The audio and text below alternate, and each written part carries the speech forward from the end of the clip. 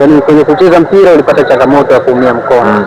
Lakini katika kufuatilia, kuchambua na mizunguko mingine ya kispoti, ni changamoto gani ambayo umekutana nayo ambayo huwezi kuisahau kabisa kwenye maisha yako?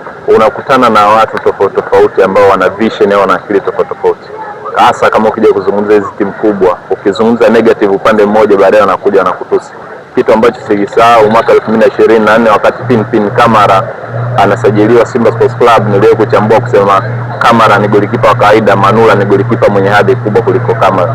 Kwa mashabiki wa Simba wengi walikuja kunitusi kulingana na Aish Manula alifungwa goli 5 kama sikosei dhidi ya walipocheza na Young Africans. Kwa hiyo wao walikuwa hawampendi Aish Manula. Kwa hiyo ukimtaja kwenye njia ya positive way, wao wana mind zaidi. Kwa hiyo kwa ujumla ni kwamba nilitukanwa, nikienda hata sasa hivi nikichukua simu yangu nikikuonyesha vile DM unaweza ukashangaa ukasema hii kweli ni sababu ya msingi uweza kutukana mtu. Yaani mtu hujuani naye ni mara ya kwanza, lakini baada ya kuona hiyo posta imetoka kwa ulichokichambua, ulichokizungumza, mtu anafika anakutusi maneno ambayo yani kuwagusa wazee wako.